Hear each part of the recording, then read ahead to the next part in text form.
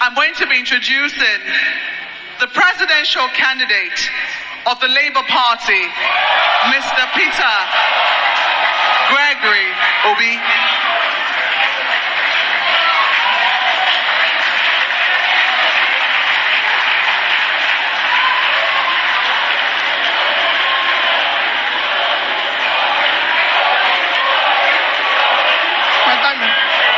Hello, this is time.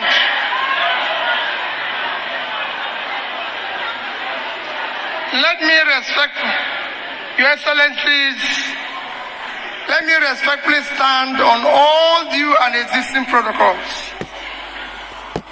I thank the organizers of this event for the honor of inviting us to participate and for the topic, the issue of sustainability for economic prosperity.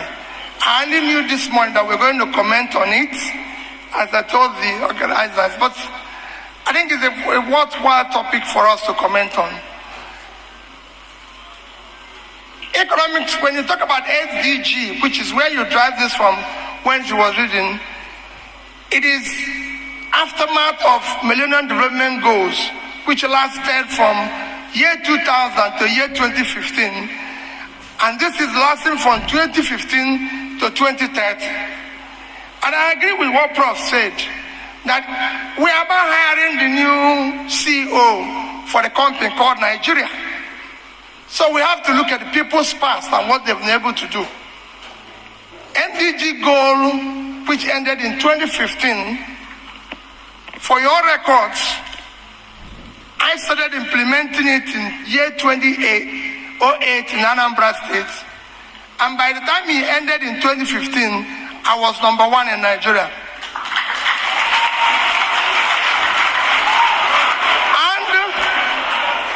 And as we move on,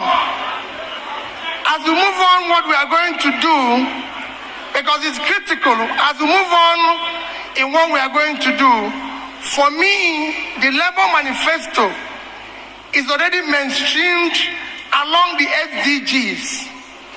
You can go and look at the manifesto, it's already mainstreamed, and we put it into our development agenda and what we want to do, following our experience with MDG.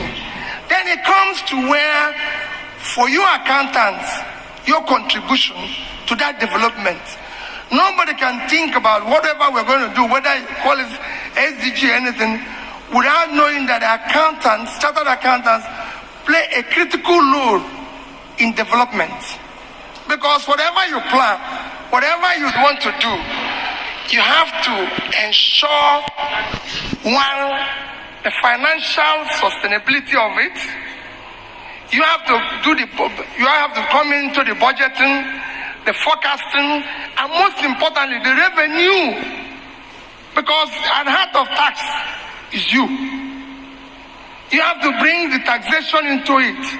Today, what the most critical problem of Nigeria, apart from other things that are besetting it, insecurity, everything is revenue to GDP, which is often shouted about that we don't have enough revenue. We don't have enough revenue because to GDP, even among the African pairs, we are 6%, when the average in Africa is 16%. Going globally is even worse. The reason is, so at the heart of it is you. It is you that is supposed to help the government to organize when the government starts doing the right things. How are we going to do it to ensure that this tax revenue comes in order to be able to build these sustainable goals? At the heart of it is you must secure and unite Nigeria. Today, Nigeria is among the fragile states, so security becomes paramount and critical.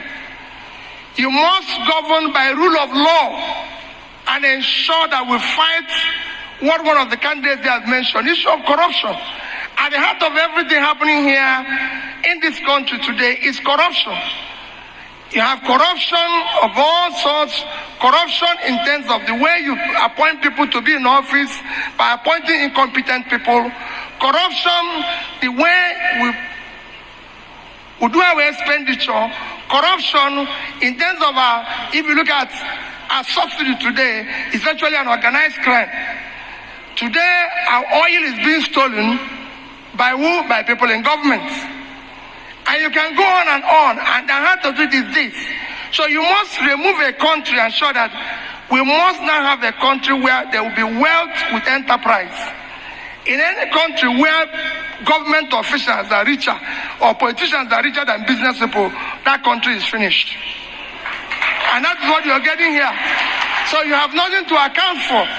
So for me, if you're going to talk about sustainability for economic development, is to start doing the right thing. What are we going to do? I've said my number one priority is to secure and unite Nigeria. People will tell you security is so difficult. It's not difficult. It's only in Nigeria that somebody kidnaps me and is phoning my brother, negotiating price. If I'm sick, he calls police, he calls doctor, they come and treat me. Everybody knows where we are, but except police. It's not acceptable. With technology and everything today, you know where the crime is taking place. And you can sort it out. We have to have the level 3 level policing, local government, state and national. In terms of corruption, it is easy to fight. People make it look as if it's difficult.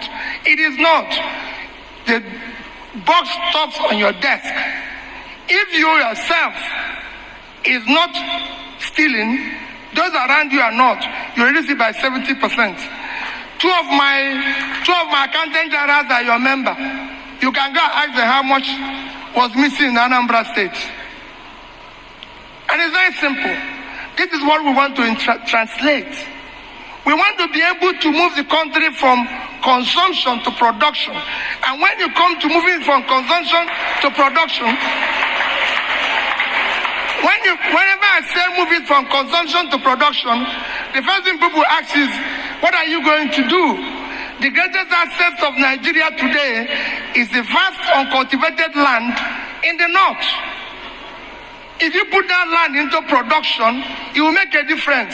Yesterday, we had a professor who was delivering a lecture in Lagos, Professor Steven of this thing, and he talked about Bangladesh and Vietnam, which was a basket case yesterday. And I told him how I've won all the fields of Bangladesh. Nigeria today, a country, when he finished that lecture, I joined somebody who was from Yobe State. And he said, in Yobe State, they cannot do that. I said, Yobe State is 45,000 square kilometers of land. Yobe State is bigger than Netherlands. If you add Borno State, you have 115,000 square kilometers. That can go for half, a quarter of the entire land in Europe. Thereby, you have to be productive. If Netherlands can export 120 billion worth of agricultural goods every year, at 33,000 square kilometers of land, Yobe State should do 1.5 times that. 1.5. And 1.5 is just about $2 billion. We're not asking for too much. 1.5% of that is $2 billion. And if you do $2 billion, at rate of exchange today is 1.3 trillion. Thereby, you shouldn't be going to here to take the share of your distance. So we want to move the country, make it productive, stop corruption. These are things you can use to stabilize your currency, which is collapsing today because you're not productive. You're not exporting anything. You're not selling anything. This is how you can pull people out of poverty. And the more you pull people out of poverty, the more you reduce criminality and be able to make the country sustainable. You cannot talk about sustainability in a situation where gangsters have taken over your country. You can't talk about sustainability when you have 33% unemployment. You can't talk about sustainability when you have 20 million out of school children. No, these are things you have to tackle first. As you're doing it and you mainstream the sustainability aspect of SDG into your mainstream, you will be able to drive the process. But in conclusion, as the professor said, he said, borrowing You don't need too much of sophistication or written documents. All you need to do is to continue to do simple things consistently, and you get there. Thank you, and God bless you.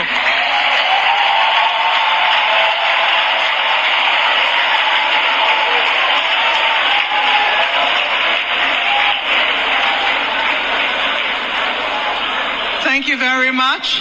Thank you, Mr. Peter Gregory Obi, presidential candidate of the Labour Party.